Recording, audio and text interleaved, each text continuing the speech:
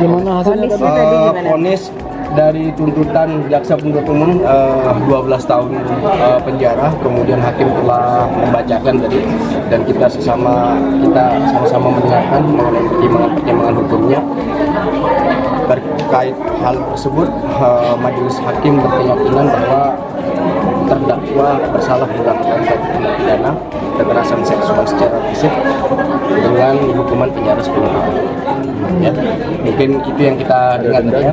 Kemudian dari terdakwa ada hak, ya, ada hak-hak yang diberikan secara hukum kepada terdakwa dalam bentuk mengajukan hak hukumnya, apakah itu menerima atau menolak, kemudian pikir-pikir terhadap putusan hakim selama 10 tahun.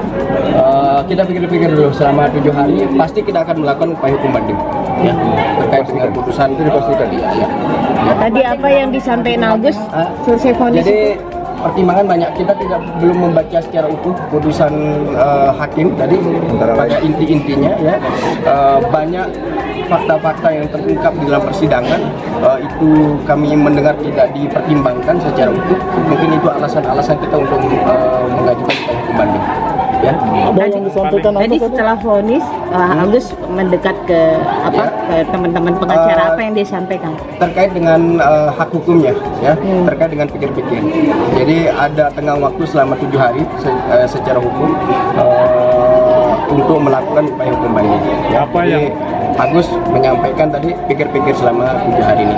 Tapi yang pasti tadi terdakwa menyampaikan kami akan mengajukan banding terhadap putusan majelis hakim pada. Yang paling memberatkan apa untuk banding misalnya? Maksudnya seperti apa? Yang memberatkan. Membuat harus banding itu apa yang pertama, kalau kami dari tim penasihat hukum dari awal berkeyakinan dan fakta tadi majelis hakim mempertimbangkan dalam putusannya bahwa saksi yang melihat terkait dengan korban itu tidak ada. Ya, ini jadi alasan juga kita dalam upaya hukum banding. Jadi saksinya berdiri sendiri-sendiri. Itu kita sudah dengarkan secara bersama. Itu alasan kami untuk melakukan upaya hukum banding. Kalau tadi yang di dalam persidangan yang memberatkan hukuman itu Agus, apa yang hakim sampaikan?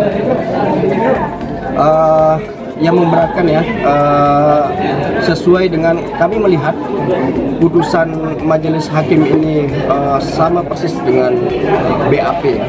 Kami lihat dari berita acara pemeriksaan yang dilakukan oleh kepolisian itu sama persis dalam pertimbangan. Salah satunya apa yang tadi disampaikan memberatkan? Terkait dengan terbukti terdakwa melakukan suatu kesalahan dalam bentuk memakai cara-cara kekerasan fisik maupun verbal kepada terdakwa, itu seperti contoh, ya, kalau kamu tidak mau melakukan perbuatan itu, saya akan bakar, saya akan buka kepada orang tuanya, itu yang disampaikan. Itu yang memberatkan. Itu dalam pertimbangan. Ada yang lain? Cukup. Terima kasih.